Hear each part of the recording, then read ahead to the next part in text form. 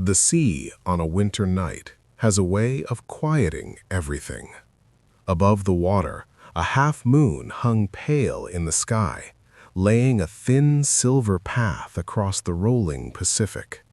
Waves rose and fell in a slow, steady rhythm, unchanged by the great war raging across the world.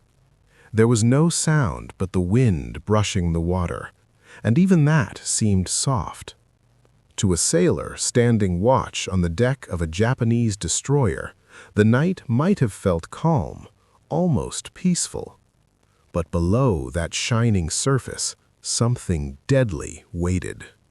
The submarine was USS Archerfish, a Below-class boat of the United States Navy. She was 311 feet of steel, painted a dull gray that blended into the sea. When she surfaced, her conning tower was only a dark shape against the moonlight. When she submerged, only her periscope and radar antenna broke the horizon. Inside the pressure hull, the air was thick and stale, smelling of oil, sweat, and metal. Men moved quietly among valves, gauges, and charts. Voices were low. Focus was total. They had been at war for years, yet this night felt different. Something important was happening. At the center of it stood Commander Joseph F. Enright, just 33 years old. He had dark eyes and a reputation he was still trying to rebuild.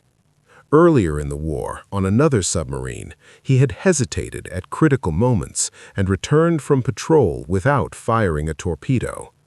In submarine warfare, that was more than failure, it was disgrace. Enright had even asked to be relieved of command. The memory stayed with him.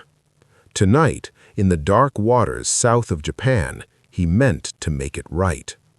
Enright stood at the periscope, one hand on the grip, the other resting in his pocket on a rosary. He was Catholic, not outwardly devout, but when responsibility pressed down on him, the beads gave him calm. And tonight, the weight was heavy.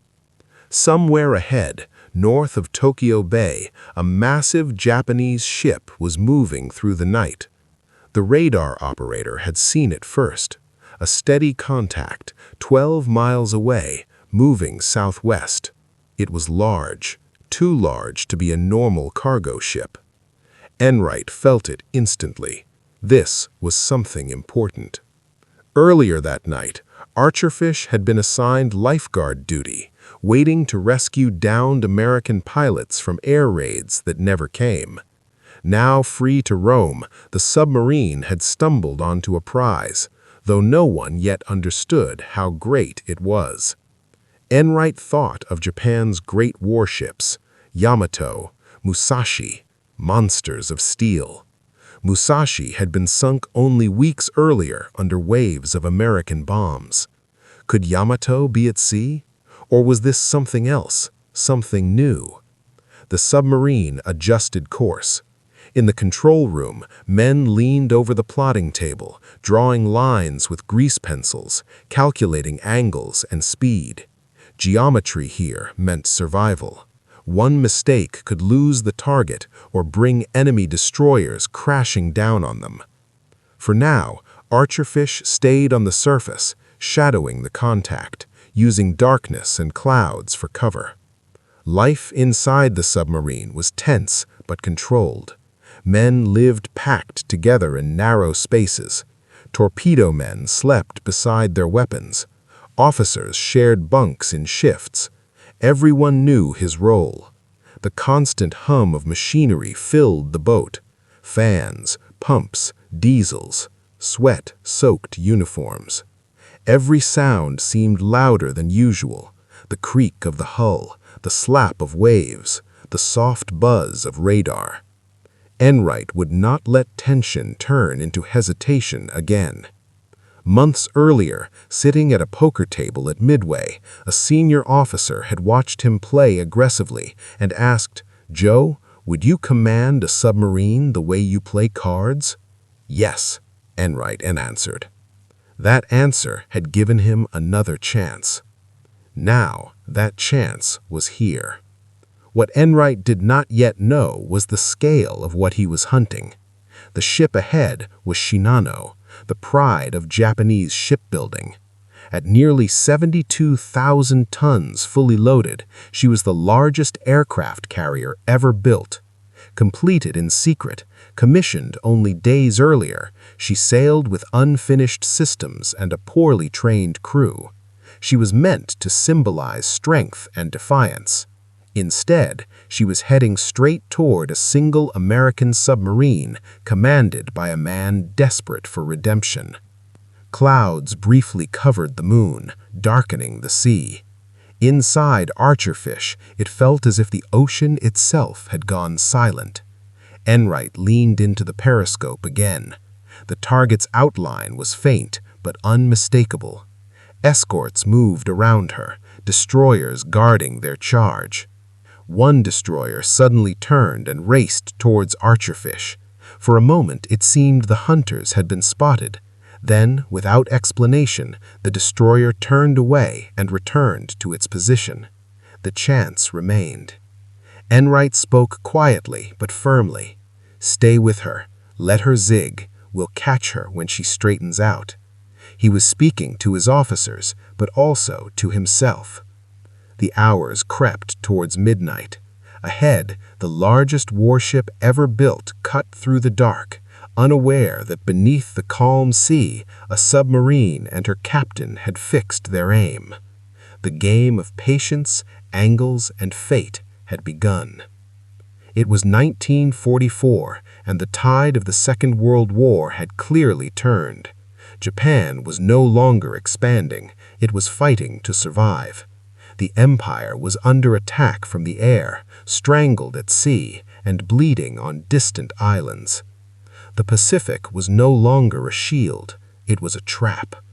American forces advanced relentlessly, through the Solomons, the Gilberts, the Marshalls, then the Marianas. Each step brought them closer to Japan itself. By the summer of 1944, the battle for the Philippines had begun. General Douglas MacArthur had returned, as promised. Admiral Nimitz drove the U.S. Navy steadily towards Okinawa. Below the waves, American submarines ruled the Pacific. Boats like Archerfish tore apart Japan's shipping lanes. Oil tankers sank faster than they could be replaced. Cargo ships carrying food and weapons vanished beneath the sea. By 1944, Japan had lost more than half its merchant fleet, and the shortage was becoming fatal. And on this quiet winter night, one submarine was about to strike a blow that would echo through history. Factories slowed, fuel supplies dried up, and even basic goods became hard to find. The numbers of war had turned sharply against Japan. Where the empire had once replaced lost ships and planes, now every loss was permanent. The great shipyards that built the fleet that attacked Pearl Harbor were struggling just to repair damaged ships, let alone construct new ones. Steel was hard to get. Skilled workers had been sent to the army. American bombers were beginning to strike factories and ports. In the air and at sea, the situation was just as grim. The U.S. Navy had assembled the most powerful carrier forces the world had ever seen. Fast carrier groups from the 3rd and 5th Fleets moved freely across the Pacific, launching non-stop air attacks on Japanese bases and even on the home islands. The skies were no longer safe.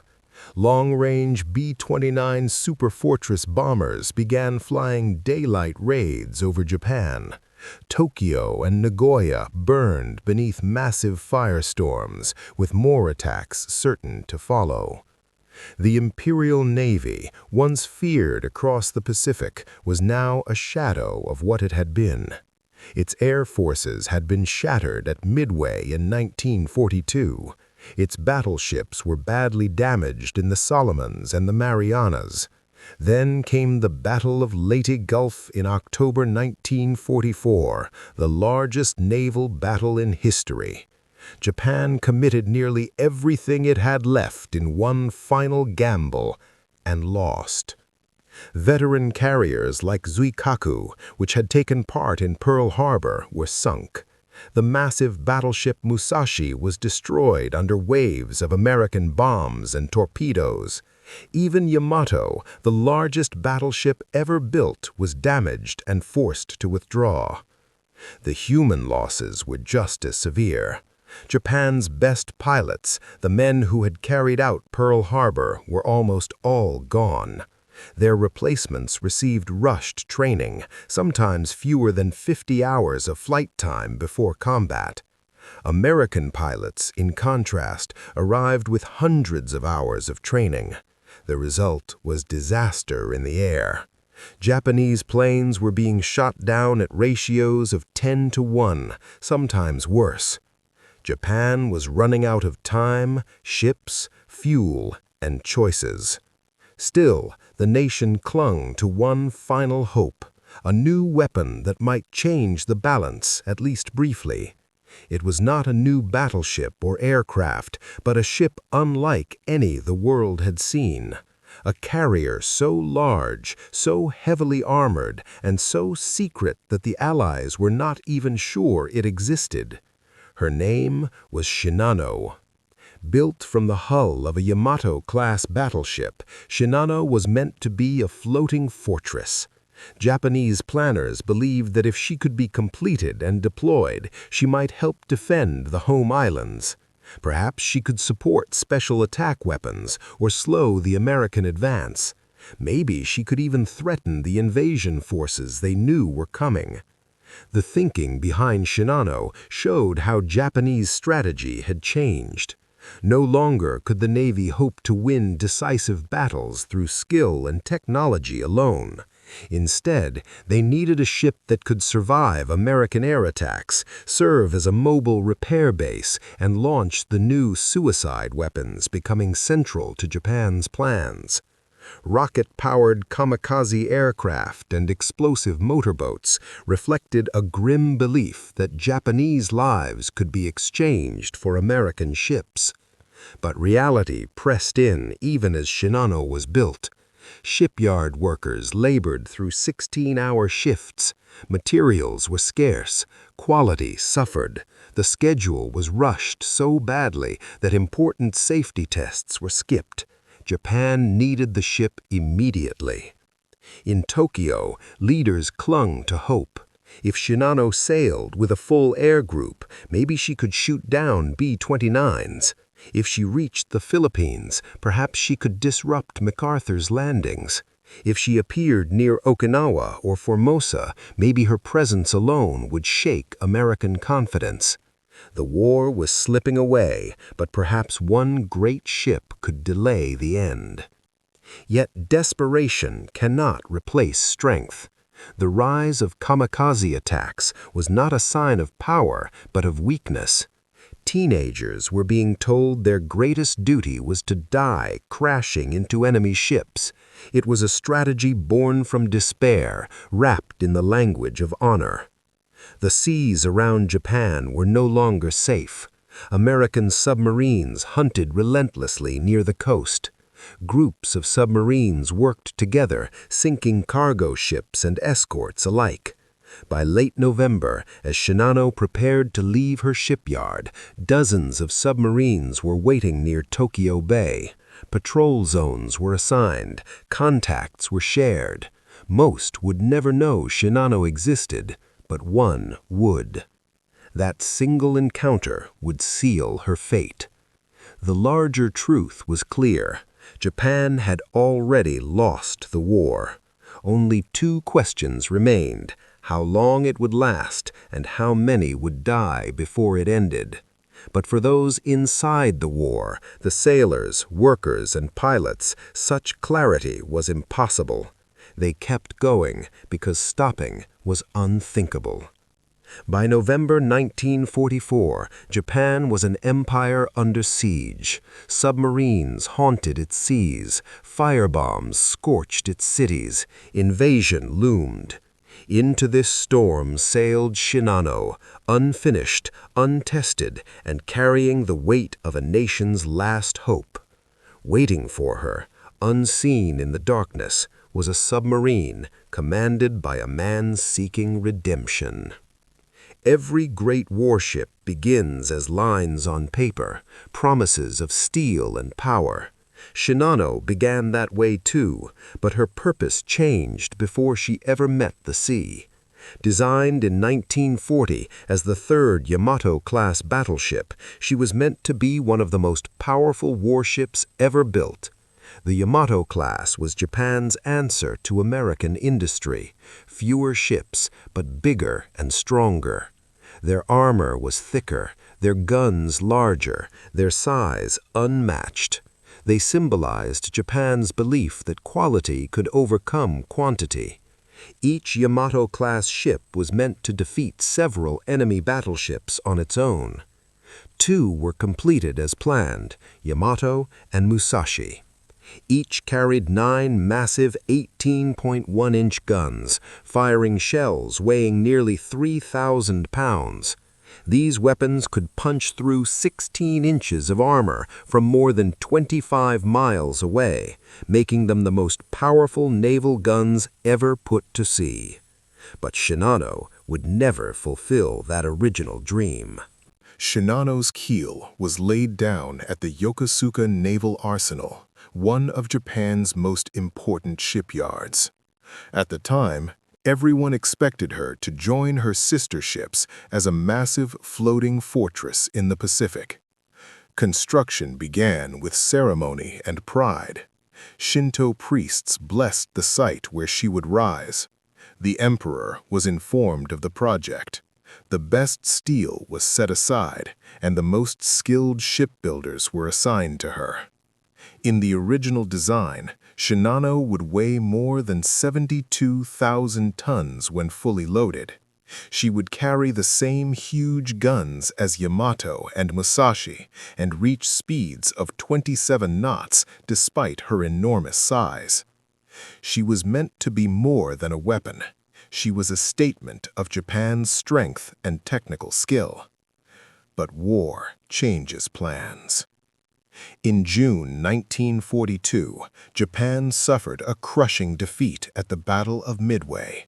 4 fleet carriers, Akagi, Kaga, Soryu, and Hiryu, were destroyed in a single day. Hundreds of Japan's best pilots were lost with them. The heart of Japan's naval air power was gone. Midway permanently changed the balance of the Pacific War.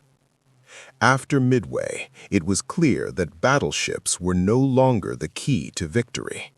Aircraft carriers had become the most important weapons at sea. The age of big guns was ending.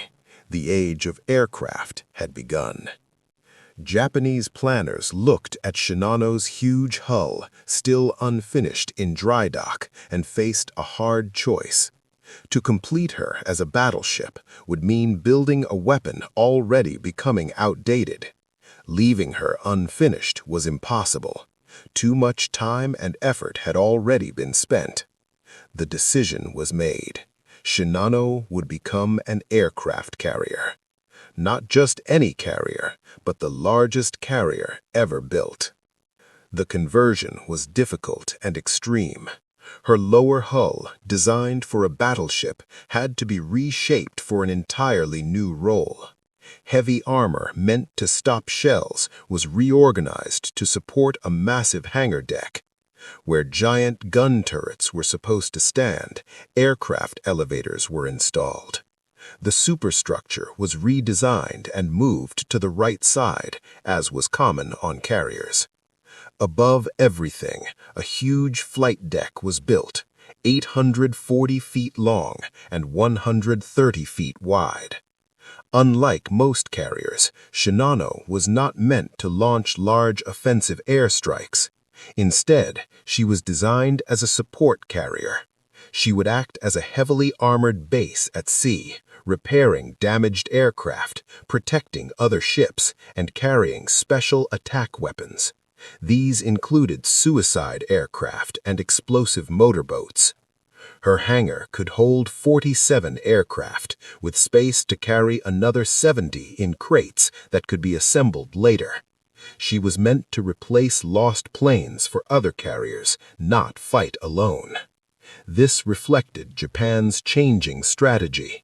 By 1944, Japan no longer had enough trained pilots for large air battles. Most of the skilled aviators from Pearl Harbor were dead. New pilots often had less than 50 hours of training. Instead of skill and numbers, Japan turned to desperate weapons meant to shock the enemy. Shinano was to be their mobile arsenal. Secrecy around her construction was extreme. The Navy feared American bombers would destroy her before she ever sailed. To hide her, the dry dock was covered by a massive concrete roof supported by steel beams. This turned the shipyard into a giant enclosed factory. Workers were kept inside the yard and lived in barracks on site. They were forbidden to leave or speak to anyone outside. Military police guarded the area. Workers were threatened with prison, or worse if they revealed anything. No photographs were allowed. Even within the Navy, only a few officers knew Shinano's true purpose. Documents used code names to hide her identity. This secrecy caused problems. Suppliers often didn't know what they were building parts for. Coordination suffered. Errors that might normally be caught went unnoticed. Shinano's design pushed engineering to its limits. At nearly 72,000 tons, she was larger than any carrier ever built. Her armored flight deck could withstand 1,000-pound bombs. Her armor belt, up to 8 inches thick, protected her sides. Inside, her hangar was divided by armored walls meant to contain damage from bombs or torpedoes. Her engines, 4 steam turbines producing 150,000 horsepower, were designed to drive her at 27 knots. Her defenses were massive. She carried 16 5-inch dual-purpose guns for air and surface combat. Over 125 anti-aircraft guns ringed her deck. Rocket launchers could fire dozens of explosive rounds into the sky, creating a deadly barrier against attacking planes. On paper, she seemed nearly untouchable. But Shinano was being built in a time of crisis. The skilled workers who had built Yamato and Musashi were gone, drafted into the army. Their replacements were students, conscripts, and even prisoners of war. Quality suffered. Welds that should have been carefully tested were only quickly inspected. Measurements that once demanded precision were allowed to slip. The pressure to finish her was intense. Tokyo demanded she be ready by November 1944. Work continued day and night. Exhausted men collapsed and were carried away, replaced immediately. Inside the covered dock, summer heat was unbearable. In winter, workers' hands froze. Accidents became common. Men fell from scaffolding, were crushed by steel plates, or overcome by fumes. Each death was quietly ignored. Materials were also compromised. High-quality steel was sometimes diverted elsewhere. Inferior materials were used instead. Electrical wiring was scarce and often improvised. Backup systems were cut, leaving dangerous weaknesses. Shinano was being held together by urgency and hope as much as by engineering. And still, despite everything, she slowly took shape. Month by month, Shinano slowly took shape. Her hull grew taller. Her long flight deck stretched closer to completion. Her island structure rose on the starboard side. Even unfinished, she amazed everyone who saw her. Workers often stopped what they were doing just to stare. She was more than a ship. She felt like a floating city, a symbol of human ambition. On the morning of October 8, 1944, Yokosuka Naval Arsenal prepared for a great moment. After 4 years of secret construction, Japan's biggest shipbuilding gamble was about to touch the sea for the first time. The mood was full of excitement.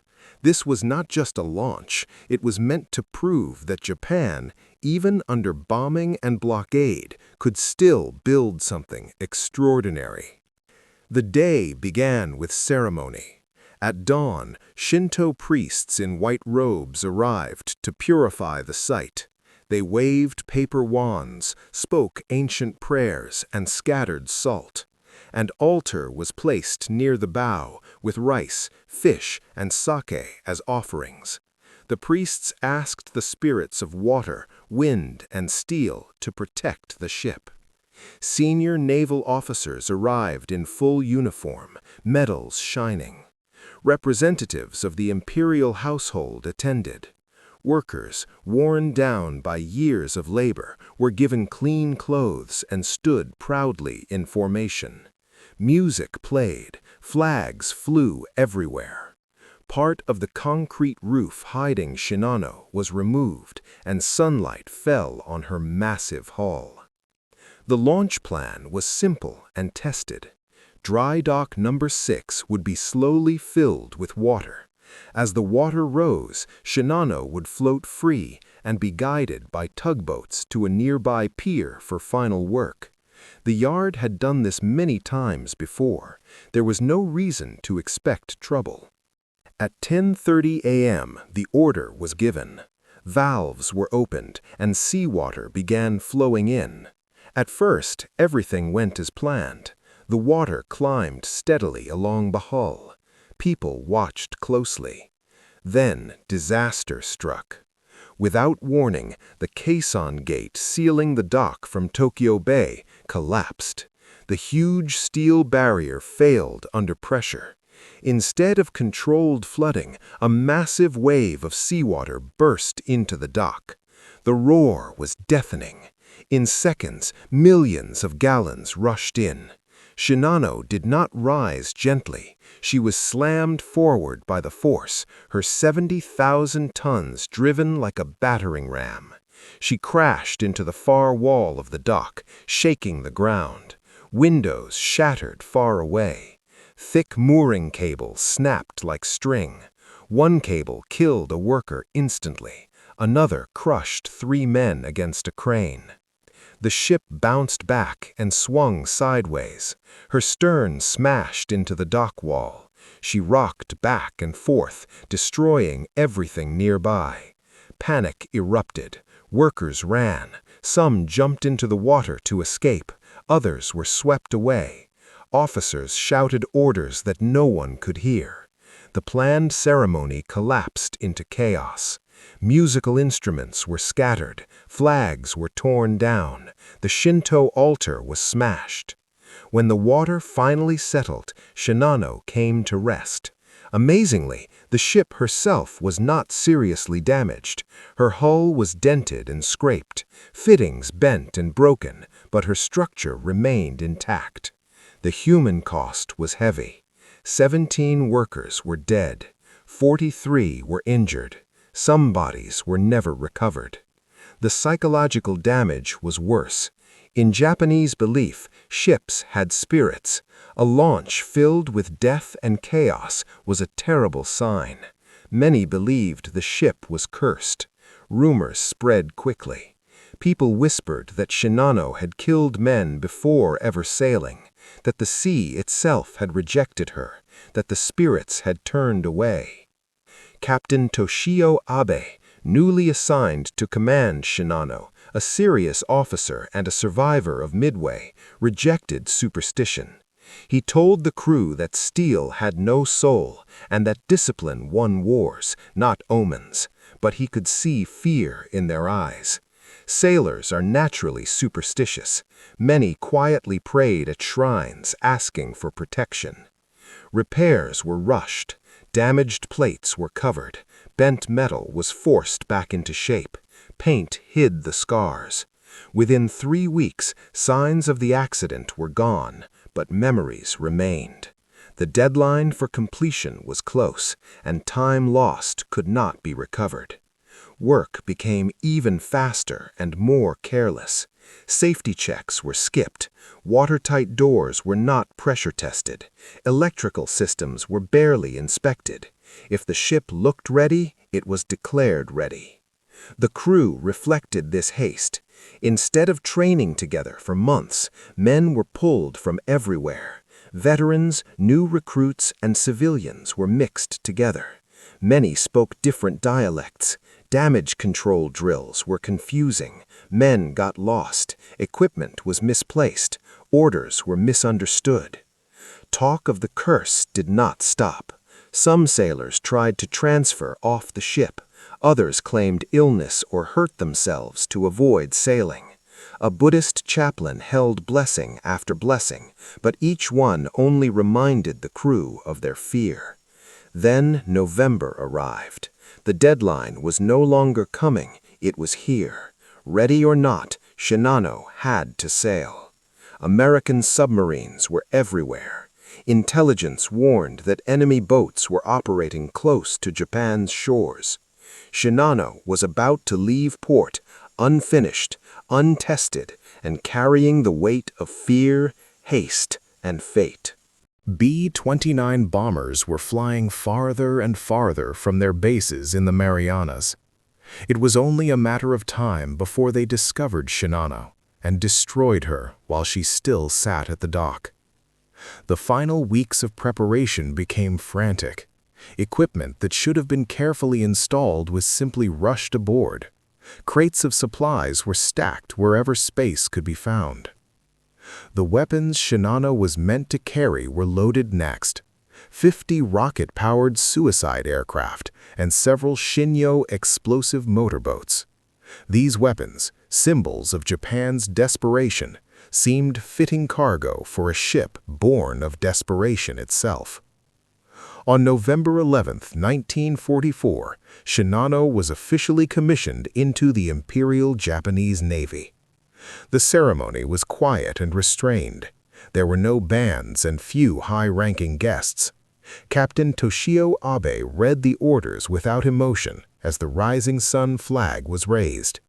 Shinano was now a warship, though far from a ready one. The commissioning revealed how incomplete she truly was. Of her 12 boilers, only 8 worked. Her top speed dropped from 27 knots to about 20. Radar systems were only partly functional. Half of her anti-aircraft guns lacked ammunition. Her elevator accesses had never been tested with full weight. Worst of all, many watertight doors, critical for survival after damage, had never been pressure tested. Captain Abe compiled a list of problems that stretched 17 pages. He sent it to Naval Headquarters, requesting a delay so at least the most dangerous flaws could be fixed. The reply was immediate and final. Shinano would sail as planned. The decision was political as much as military. Rumors of a massive new carrier were spreading. Japan needed Shinano to appear as a symbol of strength, not be discovered destroyed at the dock. Orders were issued. Shinano would leave Yokosuka on the night of November 28th, sail south along the coast, then enter the inland sea and reach Kure Naval Base. There, sheltered from submarines and bombers, she would complete her fitting out. The journey would take about 20 hours. What could go wrong in 20 hours? The crew prepared with mixed emotions. Pride, fear, and doubt filled the ship.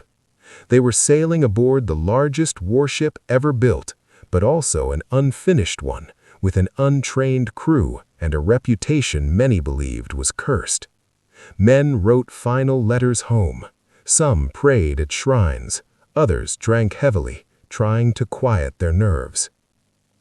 Shinano's escort was thin, just 3 destroyers, Isokaze, Yukikaze, and Hamakaze. All were experienced ships with veteran crews, but they were worn down by years of combat. Their radar and sonar systems had been damaged and partly repaired. Protecting the world's largest carrier with such a small force felt dangerously inadequate, but Japan had no more ships to spare. The night of November 28, 1944 was calm. Steam built in Shinano's boilers. Navigation lights flickered on. On the bridge, Captain Abe reviewed the charts one last time. The plan was simple: sail at night to avoid bombers, stay close to shore to reduce submarine risk. At 6 p.m., mooring lines were released. Tugboats eased Shinano away from the pier. Her massive propellers began to turn, slowly at first, then with gathering power, the great ship moved forward under her own strength for the first time. Despite everything, she was magnificent. Nearly 900 feet long, her flight deck towered over the water. Her hull displaced more weight than many harbors could support. By any technical measure, she was a marvel of engineering. The destroyers took their positions, Isokaze ahead, Yukikaze and Hamakaze on the flanks. Together they moved toward open water. As they passed through the harbor's submarine nets, several sailors noticed a dead albatross floating nearby, its white wings spread wide. Many took it as another bad omen. What none of them knew was that 30 miles to the south, the American submarine USS Archerfish was beginning her patrol. Originally assigned to rescue downed airmen, Archerfish was now free to hunt. Her commander, Joseph Enright, surfaced the submarine to recharge batteries and refresh the air. Conditions were ideal: dark skies, calm seas, and just enough moonlight to spot silhouettes. At 8:48 p.m., the radar operator called out, "Contact, bearing 020, range 12 miles. The radar return was large, steady, and moving southwest at about 20 knots. Enright rushed to the bridge and raised his binoculars. On the horizon, he saw a massive dark shape with smaller escorts around it. His heart raced. This was no merchant ship. "Battle stations," he ordered quietly. Inside the submarine, men moved with calm precision. Torpedoes were checked, charts were prepared, calculations began. But Enright faced a problem. The target was moving at 20 knots. Archerfish could only make 19 knots on the surface. In theory, she could not catch up. Yet, Enright knew Japanese ships often zigzagged to avoid submarines. If he could predict their turns and cut corners, he might close the distance. For the next hour, Archerfish chased at full speed. Her diesel engines strained, shaking the hull. Spray washed over the bow. Below decks, temperatures climbed past 120 degrees Fahrenheit. Men rotated constantly, gulping fresh air before returning to their stations. On Shinano's bridge, radar operators soon detected the submarine. Despite its limitations, the radar was good enough. Captain Abe was informed of a surface contact several miles away. He was not surprised. "Signal the escorts," he ordered. "Enemy submarine, bearing 170, distance 8,000 meters." Abe knew the danger well. Shinano carried no aircraft and her sonar was not yet operational. She depended completely on her destroyers for protection, and their sonar, damaged and poorly repaired, was unreliable. Their depth charge supplies were limited. Now, Abe faced a difficult decision. If he ordered the destroyers to chase the submarine, they would have to leave Shinano's side, possibly exposing her to other submarines lurking nearby. And in these waters, there were always more submarines. American submarines often worked in wolf packs. One submarine would show itself to pull escort ships away while others moved in for the attack. But if Captain Abe kept his destroyers too close, the trailing submarine could simply follow them and radio their position to other submarines or aircraft. Abe chose what seemed the safest option. He kept his escorts close and relied on speed and evasive maneuvers to escape. "Execute zigzag pattern number 7, he ordered. Shinano's huge hull began turning again and again. 45 degrees to port for 10 minutes, 60 degrees to starboard for 8 minutes, back to the main course for 15 minutes, then repeat. Zigzagging was a standard defense against submarines, but it came at a cost. Each turn slowed the ship. Fuel use increased. Most importantly, the pattern could be studied and predicted by an experienced submarine commander. That was exactly what Commander Enright was doing. Inside USS Archerfish, the plotting team carefully tracked every turn Shinano made. Lieutenant Commander Robert Bubjinski leaned over the chart table. "She's following a standard pattern," he said. "If we cut across her turns, we can gain on her." It became a deadly game of geometry. Each time Shinano turned away, the distance opened. Archerfish cut the corner and closed it again. The submarine could not match Shinano's speed in a straight line, but by taking shorter paths, she stayed close. One mistake would lose the target. One detection by the destroyers would bring depth charges raining down. As the chase dragged on, Shinano's unfinished condition began to show. At 11 p.m., a bearing on the starboard inboard propeller shaft overheated. Friction built up faster than the system could handle. The temperature gauge climbed into the danger zone. The engineering officer faced a hard choice: keep speed and risk a catastrophic failure, or slow down and risk the submarine. He reduced speed on that shaft. Shinano's speed dropped from 20 knots to 18. It was a small change, but a deadly one. On Archerfish, the sonar operator noticed immediately. "She's slowing," he reported. Enright allowed himself a tight smile. The hunt was turning in his favor. Shinano's problems continued. The rapid zigzagging stressed systems that had never been properly tested. Electrical connections failed, lights flickered, ventilation fans stopped. The lower decks became unbearably hot. Men in the engine rooms could only work 20 minutes at a time before being replaced. Worse still, the ship flexed under the strain. Poor welds began to open slightly. Water seeped into lower compartments. Pumps were activated, but several failed. They had never been tested properly. On the bridge, Captain Abe received report after report of small failures. Each problem alone seemed manageable. Together, they told a dangerous story. Abe faced another difficult decision: slow further and become an easier target, or push the ship harder and risk major failure. He chose a compromise. Speed was reduced to 16 knots and the zigzag pattern was softened. By 2 a.m. on November 29th, the chase had lasted over 5 hours. Archerfish had closed to 7,000 yards. Still too far to attack, but close enough to stay locked on. The submarine crew was exhausted but excited. They knew they were winning. Enright studied the track carefully. Despite all the turns, Shinano always returned to the same base course, 210 degrees southwest toward Kude. If he could get ahead of that line, he would have his shot. "Take her down to radar depth," he ordered. Archerfish slipped beneath the surface, leaving only her radar mast exposed. She became harder to see, quieter, more dangerous. On Shinano, tension grew. The submarine had followed them for hours. Why hadn't it attacked?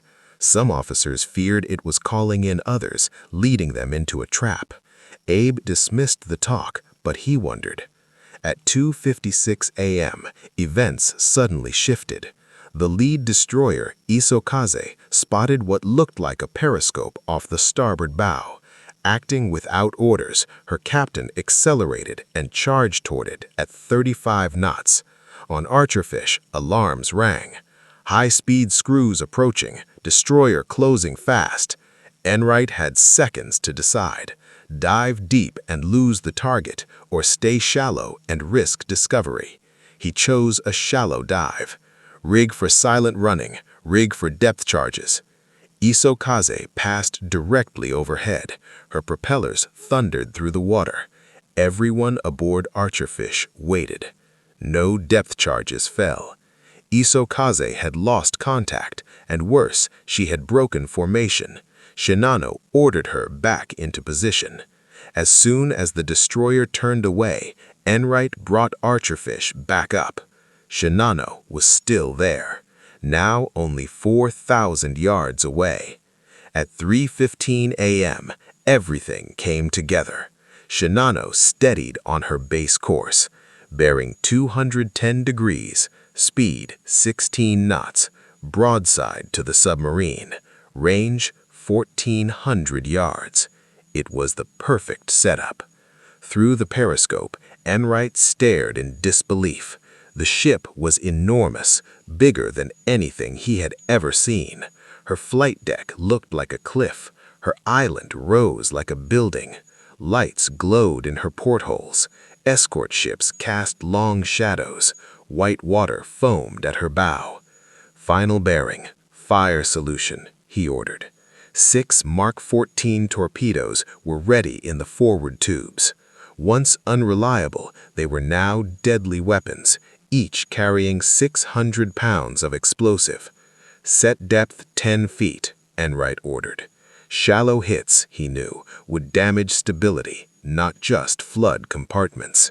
The trap was set. The fire control team made their final calculations. Target speed, angle, and distance were fed into the torpedo data computer, a mechanical device that calculated the firing solution. Everything was checked, then checked again. There would be no second chance. Fire 1. The submarine shuddered as the first torpedo was launched.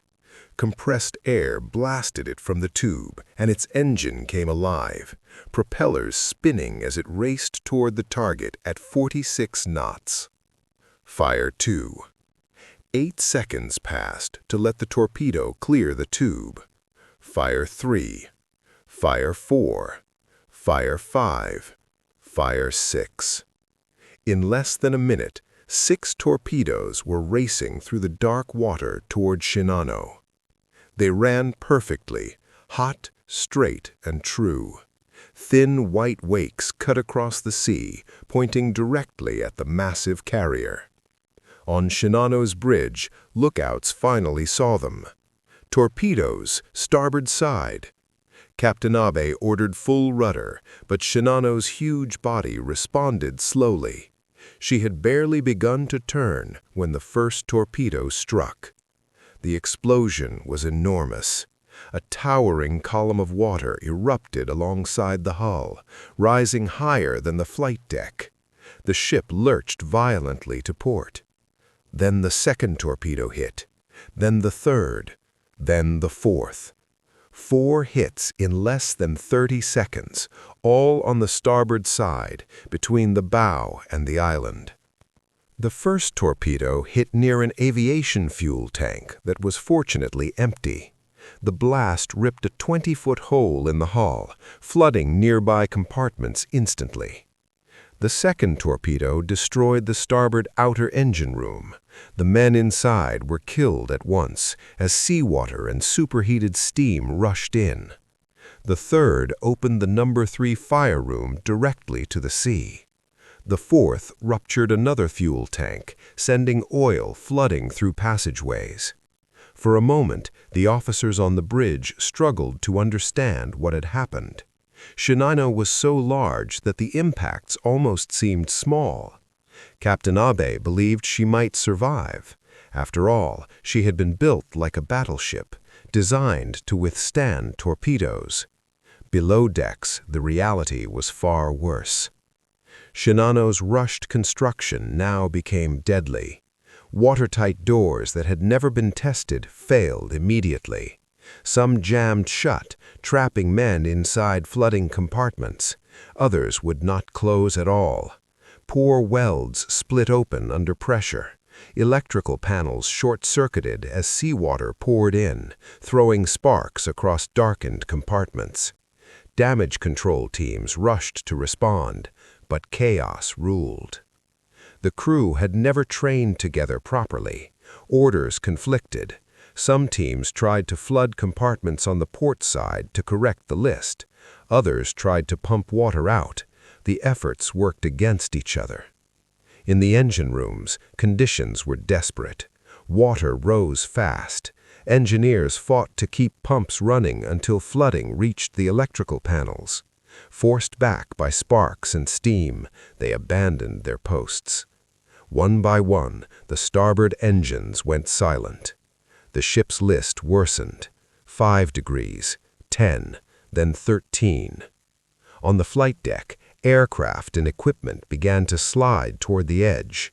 Sailors tried to hold things in place with ropes in their own bodies. It was hopeless. A fuel truck broke loose and slammed into the island. Crates of ammunition spilled into the sea. On the bridge, Captain Abe remained calm. He ordered counter-flooding. He turned the ship toward the nearest land, hoping to beach her. He radioed headquarters. Shinano torpedoed, position 32 degrees north, 137 degrees east, attempting to reach shore. But the reports coming up from below told the truth. Flooding was out of control. Pumps could not keep up. Many crewmen didn't even know their assigned stations. The ship was dying. Back aboard USS Archerfish, Enright had already taken the submarine deep after firing. Now came the most dangerous moment, the counterattack. Japanese destroyers raced overhead. Sonar pings echoed through the water. Depth charges splashed in. 400 feet, Enright ordered. Rig for silent running. The submarine slipped deeper. Men stood silent, barely breathing. The first pattern exploded. 5 depth charges detonating in sequence. Archerfish shook violently. Lights shattered. Insulation fell from the ceiling. But the blasts were distant, at least 500 yards away. More charges followed, 14 in total. The damaged Japanese sonar could not get a clear fix. None of the explosions were close enough to cripple the submarine. After an hour, the sounds faded. The destroyers gave up and returned to their stricken carrier. At dawn, Enright brought Archerfish back to periscope depth. The sea was empty. Whatever had happened to the massive carrier, she was gone. As the sun rose on November 29, 1944, Shinano was in her final moments. The list increased to 20 degrees. Walking on the slanted decks became almost impossible. Sailors tied ropes and pulled themselves along the tilted surfaces. In the hangar deck, the suicide rocket planes broke loose and slid into each other. Their fuel made the danger of fire extreme. Flooding spread far beyond the torpedo hits. This was progressive flooding, water moving through doors, vents, cables, and gaps, spreading like a disease through the ship. Compartments that should have stayed dry were filling fast. Thousands of tons of seawater dragged Shinano deeper into the ocean. Captain Abe made one final attempt to save his ship. He ordered full speed ahead, trying to reach land, but only the port engines still worked. Shinano could barely make 10 knots and began moving in wide circles. The rudder could not overcome the uneven power. At 8:30 a.m., Abe gave the warning, "Prepare to abandon ship." It was not yet the final order, but the crew understood what it meant. Sailors gathered on the flight deck, helping wounded men up from below. Life jackets were handed out. The escorting destroyers moved closer, ready to rescue survivors. Below decks, acts of bravery and tragedy unfolded. Engineers stayed at their posts, keeping power and pumps running until rising water forced them out. Medical officers treated the injured in tilting sick bays. In one compartment, 30 men were trapped behind a jammed hatch. Their pounding could be heard for an hour. Then it stopped. At 10:18 a.m., the list suddenly increased to 35 degrees. Equipment, aircraft, and men slid uncontrollably across the flight deck and into the sea. The final order came: abandon ship. For many, it was already too late. Hundreds were trapped inside as the ship rolled. Others lost their grip and fell. Some jumped from the flight deck, a 60-foot drop that killed many on impact. Captain Abe stayed on the bridge. Following naval tradition, he chose to die with his ship. He tied himself to the helm. His senior officers joined him. As water rose around them, they sang the national anthem. At 10:55 a.m., Shinano capsized. Her flight deck rolled past vertical. For a brief moment, her massive hull was visible in the sunlight. Then, with a roar of escaping air, she disappeared beneath the sea. She had survived only 17 hours at sea. The water was filled with debris and struggling men. Over 2,000 sailors had been aboard. Now hundreds fought for their lives in oil-covered waves. The destroyers rescued survivors, but rescue was harsh and selective.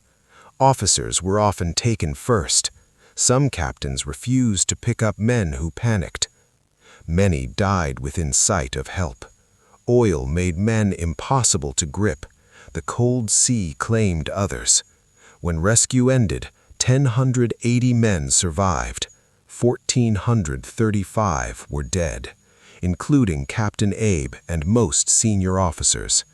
It was one of the deadliest single-ship sinkings of the Pacific War. Japan hid the loss. Shinano had been a state secret, and her sinking remained one. Survivors were sworn to silence. Families were told only that their loved ones died in action. To the public, Shinano never existed. American codebreakers learned the truth within days. Intercepted messages mentioned Shinano and her sinking. Intelligence officers were confused. No ship by that name was known. When Commander Enright reported sinking a massive carrier, he was doubted. He was credited with destroying a much smaller ship. Only after the war did the truth emerge. Shinano displaced 71,890 tons.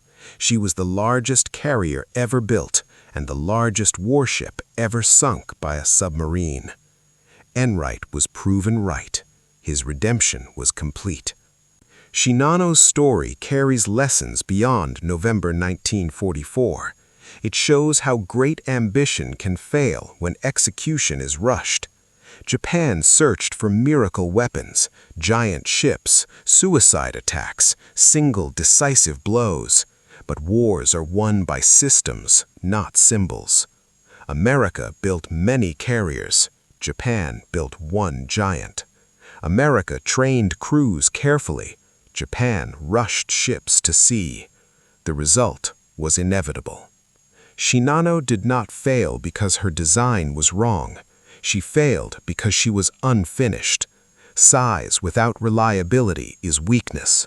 Armor without training is false security. A ship's strength lies not only in steel, but in preparation and people. For submarines, her sinking proved their power. A small, hidden vessel could destroy the greatest warship afloat. The age of the submarine as a strategic weapon had arrived. For Enright, it was redemption. For 1,400 sailors, it was meaningless death. Shinano never launched a plane in battle. She never defended Japan. She never justified the cost of her creation. She sailed once and vanished. Today, Shinano rests 4,000 meters below the sea off Cape Omazaki. She lies upside down, her flight deck buried in mud, her hull slowly collapsing under pressure and time. She is both a tomb for the men who died with her and a monument to an age when nations believed that bigger always meant better, that one perfect weapon could decide a war.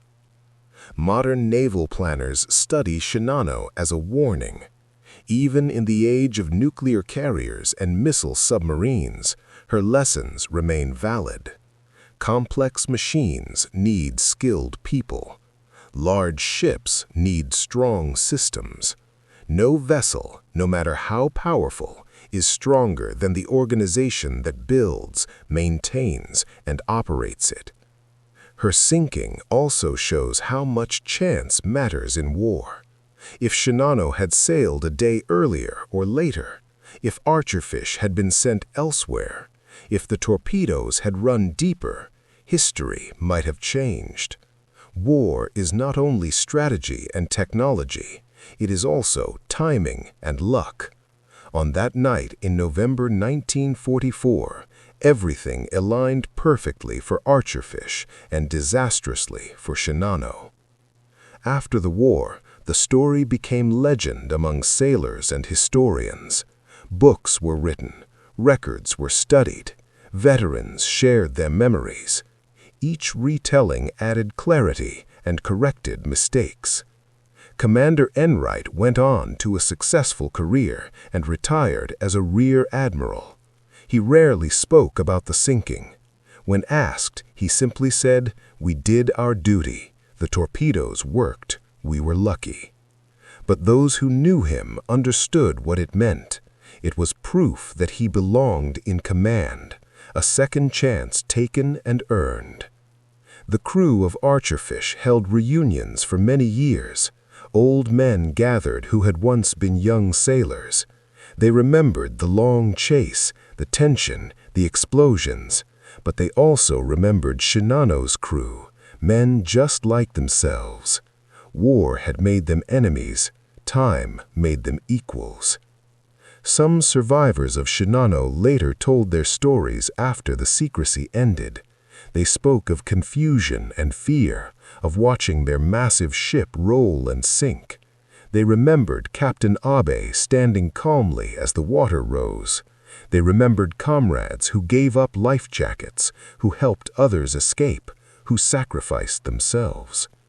In Japan, Shinano became a symbol of the war's final phase. Grand efforts that achieved nothing. Huge sacrifices that only deepened suffering. She showed the danger of believing propaganda, of confusing appearance with reality, of rushing forward instead of admitting defeat. For America, her sinking proved something else, that a small submarine crew could destroy a massive warship, that patience, training, and skill could defeat size and armor. It was David versus Goliath, written in steel and fire. The wreck of Shinano was discovered in 2019.